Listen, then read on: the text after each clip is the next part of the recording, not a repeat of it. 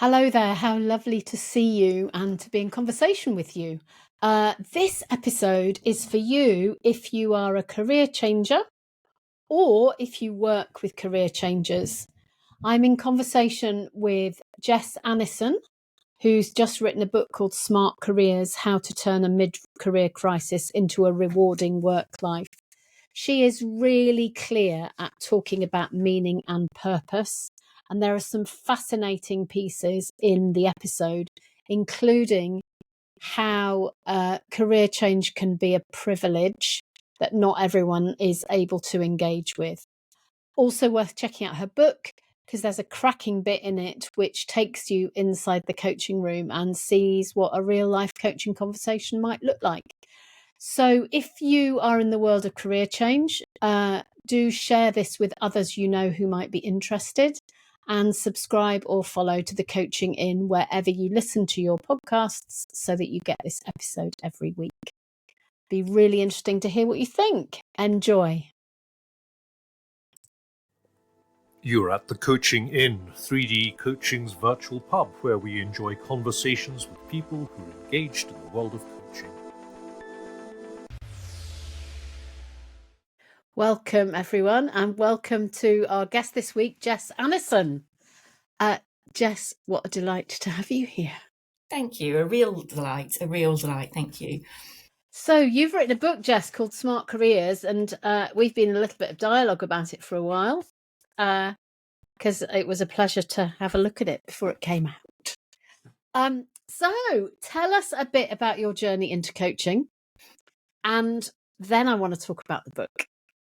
Brilliant. No, thank you. So, yeah, my journey into coaching, it started a long, long time ago. It started 16, 17 years ago when I was a civil servant, offered coaching, professional coaching, said yes, because I was, eager and keen to do all the things that might help me in my career, and found it a really useful and interesting experience. With hindsight, I probably didn't get the absolute most from it. I was probably sort of wanting to be led a little bit and mentored perhaps a bit more. But I still remember the luxury of having an hour focused on me, just talking about me, where I could say things that I perhaps felt, uncomfortable to say to my manager or to colleagues. So that was the very, very start. And then much, much more recently, I think it was 2020, I thought, actually, this is something that I want to do. I was still working in a corporate job at that time. I was working for a further education college, had a leadership role, running a big program, but had recognized that as I was becoming more senior, my management style had been needing to change. I'd had to get a lot less directive, delegate more. I had a bit of a tendency to micromanage if I was allowed to. So actually, for me, coaching initially was, how can I coach my teams better and use that as a bit of a way of extricating me and my very long-handled screwdriver that I was otherwise inserting into people who were perfectly capable at doing what they needed to do, but I just couldn't sort of stop. So that was originally how I'd decided to train as a coach. But as I was doing that, I just really enjoyed it. And I realized that actually I just really liked coaching anybody. It didn't have to be my team on my work, my responsibilities.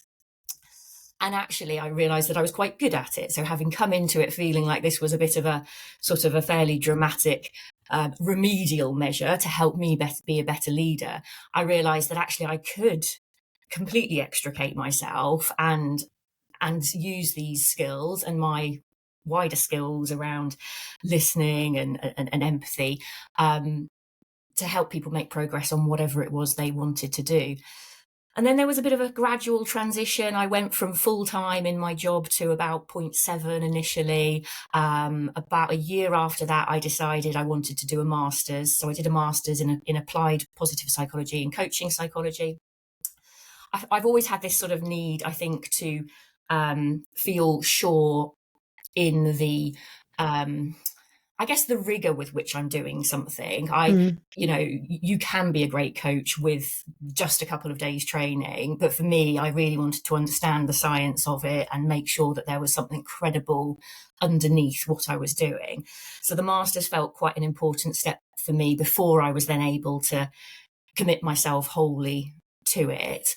But from that point on, I've not been employed. I've been self-employed, and now I spend my time coaching, facilitating, and some other kind of allied things like writing, which is obviously where the book sort of has originated from. Yeah. So, yeah, it's been a 3 or 4 year quite gradual transition, which worked for me. Yeah, it's the way that I've wanted to do it. And that's really good to hear, isn't it? Because I think there's sometimes a feeling that you have to be all or nothing, and leaving, crossing the bridge gradually, Yeah. without cutting it off, is a really useful thing. Yeah, absolutely. You know, when I went from full-time to part-time, I was pretty sure that work would say, oh, yeah, you know, that hasn't worked. Don't worry, come back full-time. And likewise, when I stepped away to do the masters, it was a year-long course. So again, if I didn't love it, if it didn't go well, if it wasn't for me, it was only a year's worth of investment. And I sort of backed myself enough at that point to get another job. Whether I'd get another employed job nowadays, I don't know, because I think I've gone completely feral. So I'm not sure I can ever work for anyone again. So I think I may have burned my bridges a little bit now. I wonder whether that's to do with what you love as well as what someone else might want to buy. Yes. Yeah. That's so interesting. I wonder, listener, if you're thinking that about yourself. Yeah, because I think that about myself all the time, Jess. Interesting. So the book, Smart Careers, How to Turn a Mid-Career Crisis into a Rewarding Work Life. What was the question that you were asking that made that was the beginning of the book being born? So, yeah, the question really was, how can somebody, find sort of ongoing fulfillment in what they do? Because I've worked with so many people, and a large part of this is my own experience as well. You know, there's sort of my initial dipping into research was what they call me search. You know, it was very sort of, you know, I want to understand my experiences. And my experiences, and quite a lot of the clients that I have been working with, they're 20 years into a career.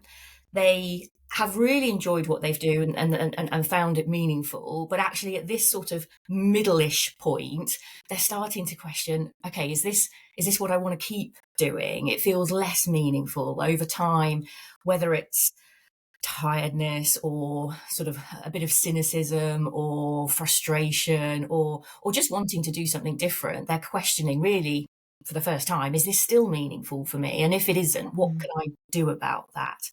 So yeah, the question is how can we keep finding meaning in what we do? For those of us that want to, not everyone does. For some people, a job is a job. It's the paycheck. It's what pays the bills. And that's absolutely fine. But through my master's research, I kind of became aware of just how good it is for us to find our work meaningful. But it's also quite an intangible thing. It's quite a hard thing to put your finger on what that actually means. It's very subjective. So your definition of meaningful might not be the same as mine or the next person. And yet, quite often we find it hard to devote enough time to really thinking about what that is. And if it's not wholly meaningful or sufficiently meaningful for us, what can we do? Do you throw it all up and do a different career, or actually there's a lot that you can do without making much change at all? Yeah, and where do we find meaning in our lives? Because sometimes that's not in our paid work, is it? Sometimes it's in other spaces. So many really lovely things and interesting things in there. I'm obviously a lot older than you. I remember, and I used to do career coaching, and I can remember reading an article 30 years ago that said most people will have 5 careers in their lifetime. That's probably a different number now. But what's interesting is, from what you're describing, is that's true. And yet, 20 years on, when people get a wondering, there also feels like that it's dangerous to think about changing career when you may only have already had one. Yeah, absolutely. Yeah, I think that number is probably higher now, and only getting higher again. We think about kind of technological change, the way that AI is going to change kind of how we do stuff. So yeah, it's never been more important to be able to kind of reinvent yourself. But absolutely, as you say, particularly at that middle point of life, we can feel quite stuck. You've probably got 15 more years to pay on the mortgage. You might have kids, caring responsibilities. You might have elderly parents. So you might have caring responsibilities both places. You've got this identity of being whatever you are, an accountant, a management consultant, whatever it might be. And so pivoting that or repositioning that has impact for your identity, as well as, sort of lots of practical and financial things. And yeah, you've probably gotten yourself to a place where you're relatively senior. So does that mean stepping back? Is that okay? We carry a lot of these shoulds around careers being always upwards, and actually it can be difficult to take a step to the side or take a little step back. And yeah, different people will come with different barriers, but I often see some kind of combination of these things that just end up keeping us stuck. And I think I wanted to write the book to say, if you intentionally want to be where you are because that's the right thing, then good. That is good, but it just needs to be intentional. You don't want to be holding questions or regrets about what if, because actually the change you need to make might be smaller than you think. You might not have to retrain, start at the very beginning. There's a lot that we can do by refocusing, even within the same job crafting, thinking about our work differently, leaning into bits that bring us more joy, more energy. So there's an awful lot we can do without making a massive change. Or if a more significant change is sort of what you want, then that could be possible too. So yeah. So look it in the eye. Yeah. Rather than pretending it's not there, or Absolutely. Be intentional. Yeah. So what I love about your book is that there's a coaching conversation through the whole book. So what was the inspiration behind writing a book with content and with a coaching conversation in it, Jess? Yeah, it's probably one of the things I'm most proud of, actually. When I look at the book, I oh yes, I'm so glad. And I think as I was starting to plan the book, I just thought, well, there has to be a coaching conversation. It wasn't sort of an amazing inspirational idea that came to me that, I just remember thinking, I just feel like there needs to be coaching all the way through. I guess because it brings together the two parts of my world, coaching and positive psychology, meaningful work research. But also because I think lots of us make meaning through our conversations. So I'm sure you'll have had this umpteen times, probably this week alone, when somebody's in a coaching conversation with you and the thinker says, oh, now I'm talking about it, I realise, or, now I'm seeing that. And actually, because of the conversation, they're making meaning from something that has been there all along. They just hadn't been able to access it. And exactly the same when I was doing my master's research. I was talking to people about what made work meaningful, and actually the dark sides of that, because there are some important dark sides that we shouldn't ignore. But again, through these research conversations, my research participants were saying, oh, wow, now we've been talking for an hour about meaning. I can see different sources of meaning from my work that I hadn't appreciated before. So I wanted to bring this, in the research world, we call it the social constructivism approach, making meaning through interactions with others, into the book. Now, the book is very accessible and practical, so I don't use words like social constructivism. It would put everybody off. It would be terribly tedious. That's good. But what we do have is this really nice conversation. We meet Jenny at 8 different points in her journey and through the book. And we see her making meaning for herself in conversation with her coach. And yeah, it was really fun to write. It was the bit that I never had any kind of writer's block writing. I'd be like, oh, fantastic. I've got a couple of paragraphs of Jenny to come. Brilliant. I can write those really easily. But I also hope that it brings a a window into how it could be, how somebody's journey might look. She's obviously one person. She's a composite case study. So there's different research participants and different clients within her story. She's not a single real person. But yeah, hopefully it brings that window into how it could be and how it's helpful to talk about this kind of stuff with people. Mm-hmm.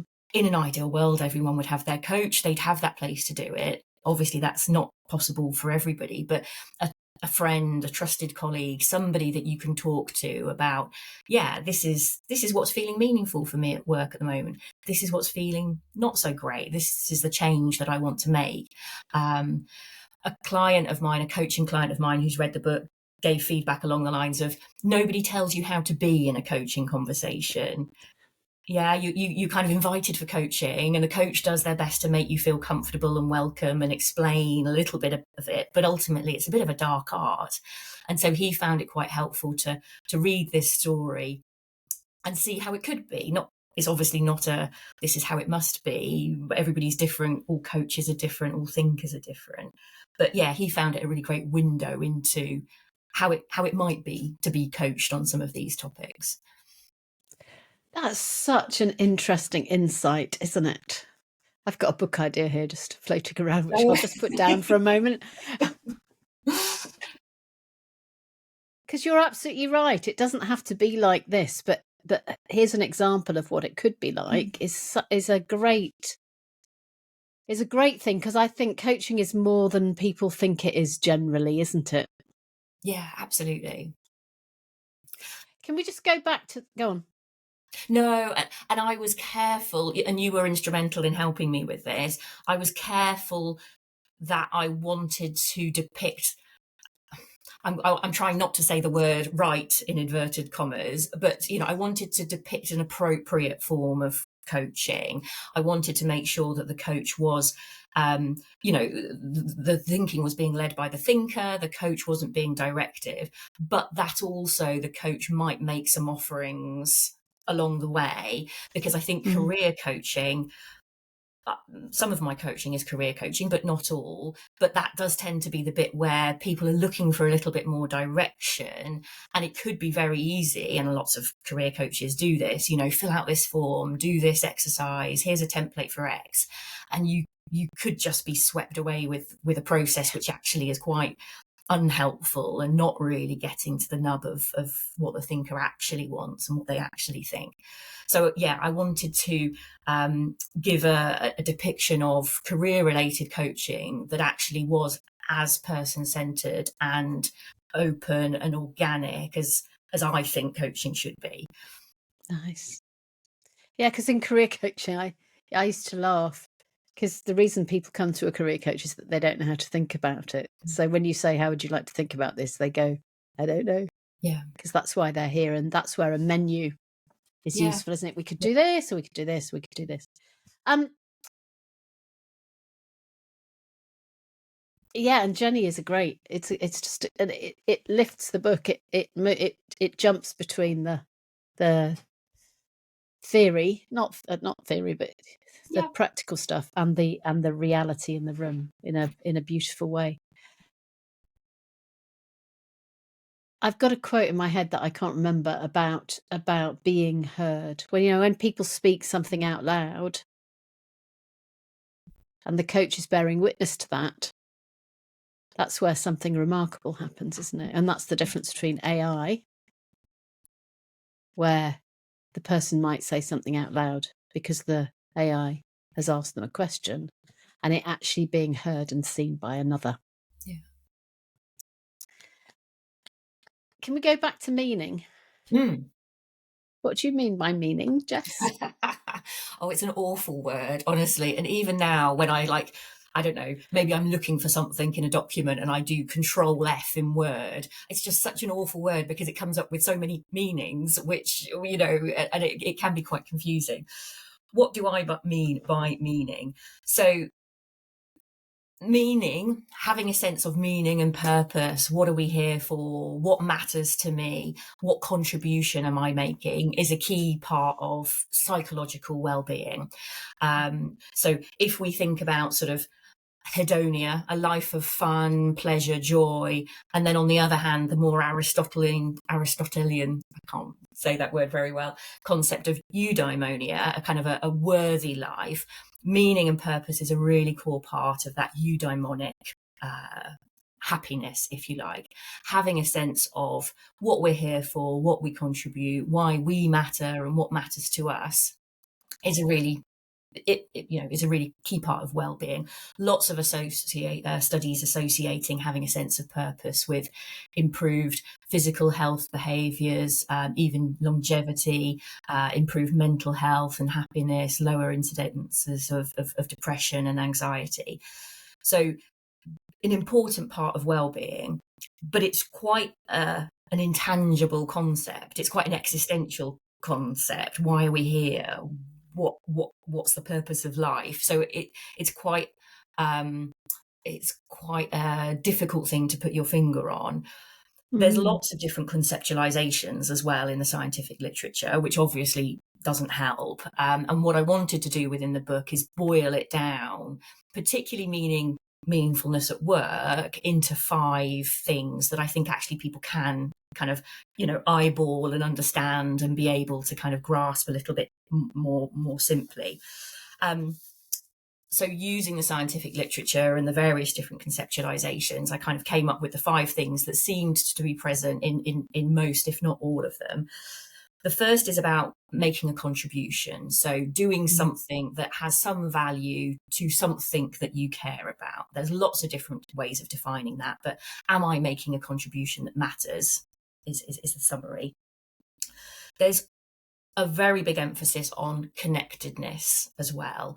Am I belonging to something? Am I part of something? Am I having interactions and relationships with people that matter to me? So that's another part of where we get our meaning from.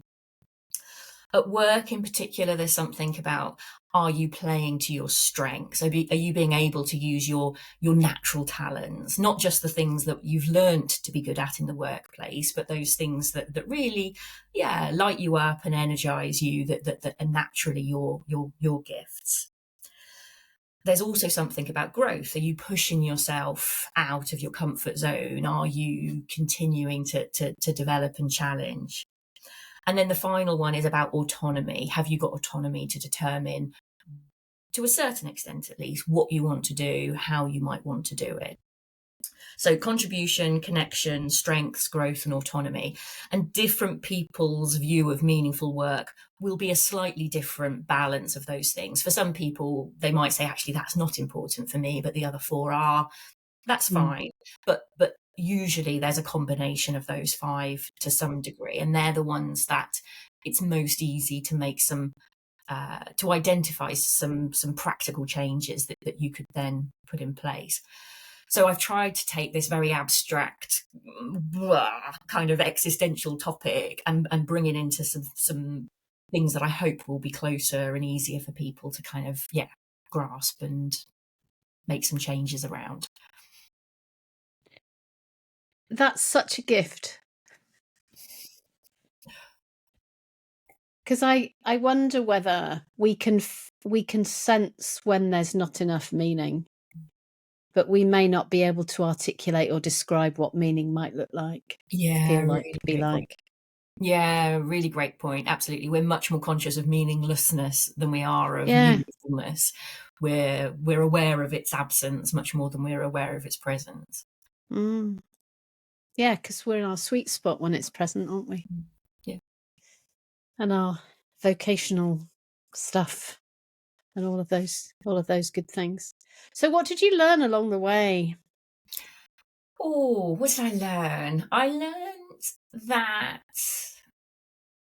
I learned that I really enjoyed writing. So I sort of had a sense that I would, because I would enjoy writing the occasional blog post and the occasional, shorter form article and stuff like that. So I had a sense that I would enjoy something sort of more significant. But I actually enjoyed it much more than I suspected. I've always been quite goal oriented. So I've always been quite, this is what I've got to do. I've got to break it down. I'm going to write this much a week. And, and actually, so I responded kind of quite well to that. But the bit that surprised me was, I guess, about my enjoyment of it. I've learned about, so I did more research. I did research as part of my master's, which is sort of informed this, but I also did more research for the book. So I ended up having lots of more conversations with people who sort of appealed to my fairly vague requests on LinkedIn, feeling in a bit of a rut at work. I'd love to have a chat. And so ended up having lots more conversations with people.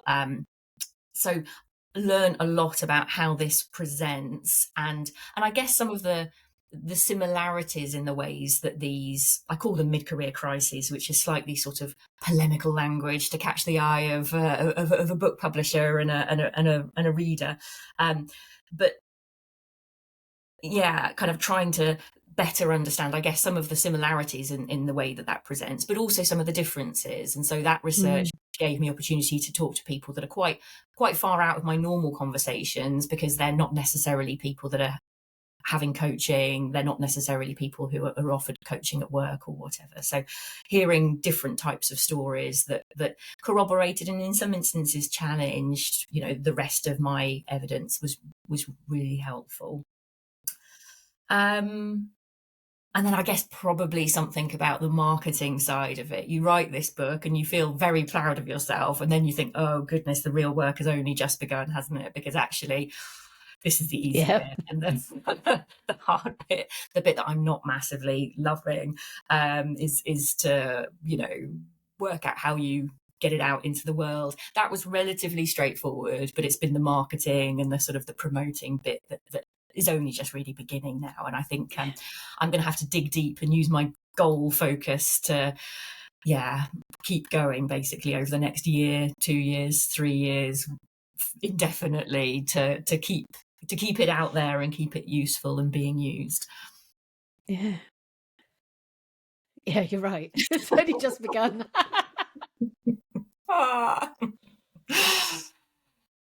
It's funny, isn't it? Because I think for me, when I write a book, I think, oh, no, it's out in the world, and it's like a child leaving home, but actually it needs lifts. Yeah, and financial support. Yes. And all those other good things. So most of our listeners are coaches. What is it that you want to say to coaches when they're working with people around meaning and purpose? Lovely question. So I think I would say probably an encouragement to, just as you'd said earlier in the conversation, help your client, help your thinker eyeball it. It can feel a little bit scary or vague. It can feel a bit existential, but actually it's a perfect topic for coaching. But it can take a lot of time. And so quite often I'll have conversations where, if we were talking about something else, the progress might feel a little bit slow, but actually it's necessarily slow. This is important stuff. It goes to the very heart of who you are, of your values, of your identity, of what matters.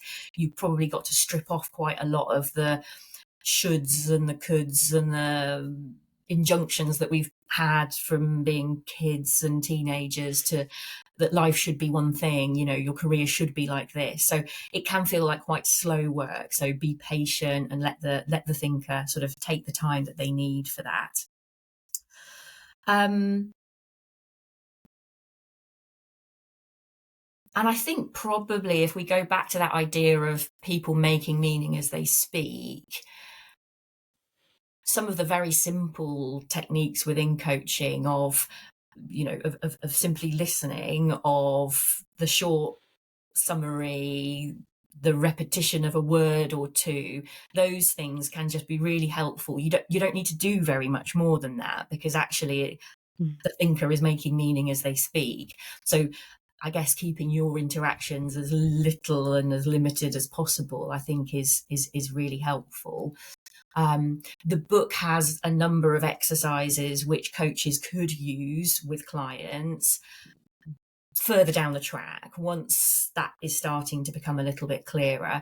And I know that coaches are already doing so. I had a lovely WhatsApp message from a coach friend saying, "Oh, I did this exercise, it worked really well, it was exactly what I needed, I wouldn't have thought of it." And that's like music to my ears, because it's great. It's lovely when a reader says, "Oh, this has been really helpful," but I know that when a coach says that, I think, fantastic, that's probably 10 people that have been positively impacted, because the coach might do that again some point. So there are some practical things there that coaches can use, but I think my main message would be trust yourself, trust the thinker, and keep your interactions quite light and limited.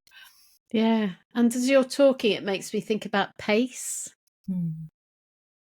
because this is an area that needs to be sat with. Yeah. And it needs to be lived with, and it needs to be wondered and pondered and held. Yeah. And therefore the frequency of sessions might be different than if you're working on something else. Yeah, a really great point. I forget whether I actually put any timescales on it in the end, but I knew that Jenny's story was 12 to 18 months. Yeah. And she still hadn't finished. We leave her where she's done some good stuff and she's learned a lot and she knows what she wants to do next, but it's very much an ongoing thing. So yeah, absolutely that. It is a slower type of work.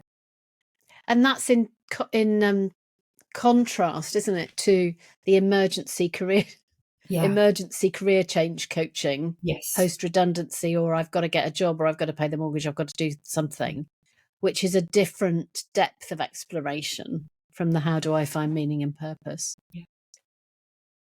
And raises a question about how do you work with people around meaning and purpose when actually they need the money. Yeah, absolutely. One of the things I didn't want this book to be was a career change book.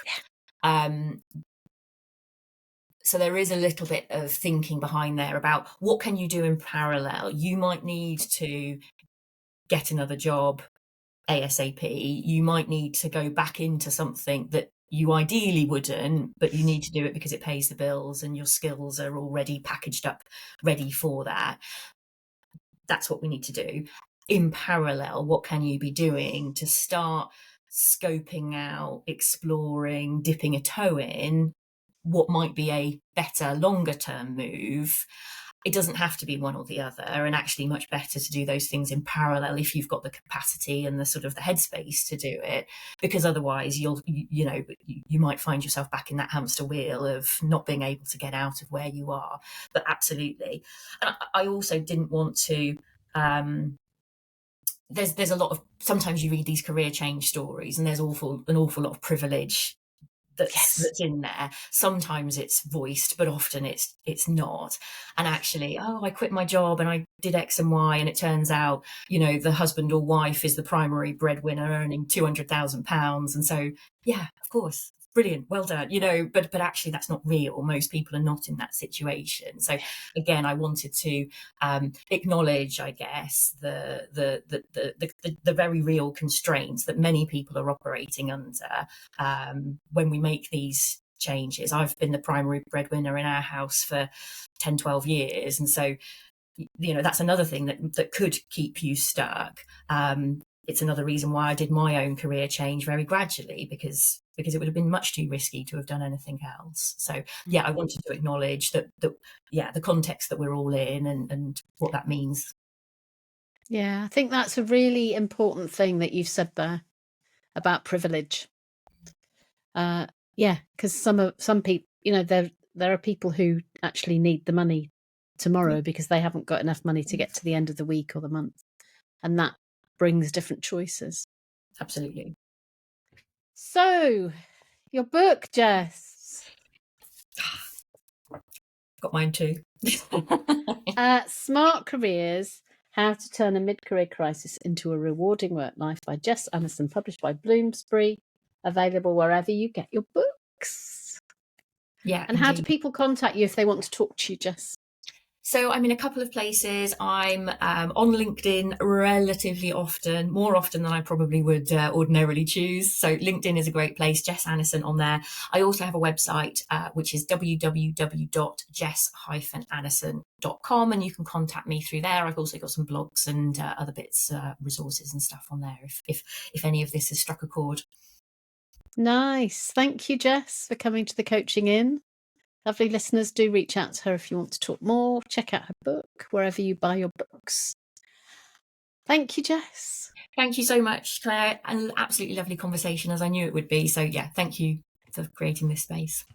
It's a pleasure, and thank you for listening, everyone. And do subscribe or follow so that you can get next week's episode as it drops. See you soon. Bye-bye. If you've enjoyed what you've heard today, we'd love you to share the podcast with a friend or leave a comment on social media. And if you'd like to become a regular at the Coaching In, you can subscribe on Podbean and all major podcast channels. We look forward to welcoming you next time. You've been listening to The Coaching In, 3D Coaching's virtual pub. For more information, check out 3dcoaching.com.